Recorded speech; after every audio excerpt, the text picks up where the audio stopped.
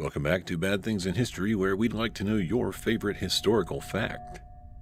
Conspiracy theories have arisen many times throughout history. Those who believe in them typically claim that a powerful covert organization is the reason behind certain sinister events. In many cases, the theory can appear ridiculous. For instance, a belief that the Earth is flat is one potential example. But in some cases, seemingly ridiculous claims have turned out to be true. Today we are going to tell you about several conspiracy theories that actually happened. The heart attack gun. In the early 1970s, disturbing accounts began appearing in United States newspapers. They claimed that intelligence agencies were spying on Americans and were also trying to kill foreign leaders. The most direct accusations began appearing in print on December 22, 1974. The New York Times printed a series of articles by Seymour Hersh called Family Jewels. In one of the articles, Hersh said, "The Central Intelligence Agency, directly violating its charter, conducted a massive illegal domestic intelligence operation during the Nixon administration against the anti-war movement and other dissident groups in the United States, according to well-placed government sources." Congress responded to the revelations by beginning their own investigation. In 1975, the Church Committee was formed to look into what the intelligence agencies were doing. The committee's chair was Idaho Senator Frank Church. As Church questioned members of the Central Intelligence Agency, he discovered that some of the accusations made by Seymour Hersh were indeed true. The agency had spent a lot of time developing plans to assassinate foreign leaders, and it even developed a weapon that seemed like something out of a James Bond movie. The technology which powered this deadly device was created under the supervision of Mary Embry. She went to work for the CIA at the age of 18. At first, she worked as a secretary in a division that dealt with audio surveillance. But eventually, she was promoted to the Office of Technical Services. She didn't know it at the time, but Mary had been placed into a program that was trying to make biological weapons. Most of the time, the program focused on killing crops and livestock, but one fateful day, Mary was tasked with figuring out how to kill someone and make it undetectable. Researchers came up with an ingenious and devious plan. They took shellfish toxin and mixed it with water. The solution was then frozen into the shape of a dart. When the dart was fired into a person, it would melt and release its poison. The victim would die of a heart attack without any sign of violence. The only evidence of the dart would be a small red hole where it entered the victim. A special Colt M1911 pistol was created to shoot the dart. It used an electric firing mechanism which was completely silent. The reason the CIA didn't think this idea was completely insane was because the Soviet intelligence agency, the KGB, proved the concept already. In 1957, then again in 1959, a KGB hitman used a poison gun to kill his victims. His gun delivered cyanide gas into the victim's face instead of using a projectile. The Church Committee learned that the CIA had also discussed using the poison gun to kill certain targets, such as Fidel Castro, who was the leader of Cuba. However, the weapon was never actually used. President Richard Nixon shut down the project in 1970.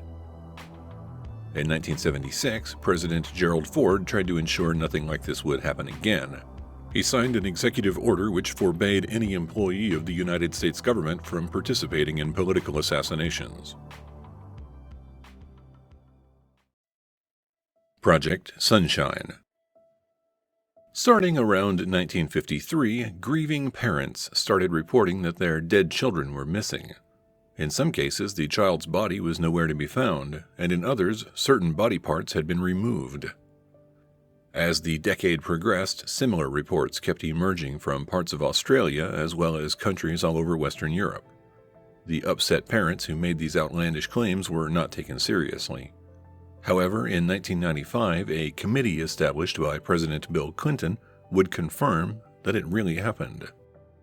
In 1955, Willard Libby was the commissioner of the Atomic Energy Commission. He commented that nobody really knew what radioactive fallout would do to people. More specifically, nobody knew if fallout from testing nuclear weapons was deadly to civilians. The reason why is because there were so few human samples to study. Willard said of the problem, "I don't know how to get them, but I do say that it is a matter of prime importance to get them, and particularly in the young age group. So human samples are often of prime importance, and if anybody knows how to do a good job of body snatching, they will really be serving their country." What Willard Libby really wanted to know was how strontium-90 was absorbed into the bones of children, so his minions all over the world helped the cause by stealing body parts from dead babies. By the time 1958 was over, Project Sunshine had acquired 1,500 samples. Scientists in over half a dozen countries worked in secret to acquire body parts for Willard Libby and his research project. One distraught mother in England had a baby that was stillborn. When the child was released to her, she wanted to dress it for the funeral. Authorities wouldn't let her do that. The reason why is because they had cut off its legs and sent them back to the United States. When the research was finished, scientists concluded that the amount of strontium-90 in the soil was not enough to pose a serious threat to humans. Nobody knows what happened to the various infant body parts that were studied. The fruit machine. For decades, stories were told in Canada about how suspected homosexuals were subjected to a very strange interrogation technique. The victims claimed to have been tested with a device that was designed to identify anyone who deviated from sexual norms. Despite these strange claims, media outlets never covered the story. However, it turned out that the strange machine really did exist. In the 1960s, the Canadian government became very concerned about security. More specifically, it decided that in order to protect itself, homosexuals needed to be identified and eliminated from sensitive positions within the government. The Cold War was at its height, and Canadian officials believed that people who engaged in sexually deviant activities were ripe for treason. Those who lived a secret homosexual lifestyle could easily be blackmailed or purchased by Russian spies, according to the Canadian government anyway. Frank Robert Wake was a psychology professor at Carleton University. He was sent to the United States for a year to study detection devices developed by its government. When he returned to Canada, Robert Wake developed a new machine that could supposedly detect homosexuals. A member of the Royal Canadian Mounted Police called it the fruit machine, and the name stuck. Robert Wake's device resembled a dentist's chair with a camera pointed at the subject who was sitting in the chair. The man who inhabited the device would be shown pornographic images of other men. If his pupils became enlarged at the sight of a naked man, then the fruit machine would indicate that the subject was indeed a homosexual. The detection machine didn't really work. Pupils can dilate for many reasons, including a change in lighting and fatigue. Although Robert Wake knew about many of these problems, it didn't stop him from using the device to identify suspects. Those who were subjected to the fruit machine claimed that they were treated like prisoners of war. The interrogation suspect would be placed into an unmarked vehicle, then taken to an undisclosed location. While there, the detection device was used along with aggressive questioning. Subjects were detained and questioned for hours. In some cases, they were taken for additional interrogation sessions multiple times over the course of several months. The evidence acquired from these investigations was used to remove over 9,000 people from their jobs within the Canadian government. The practice of identifying homosexuals and removing their livelihoods did not end until 1990. The Canadian government admitted fault and apologized for the fruit machine in 2017.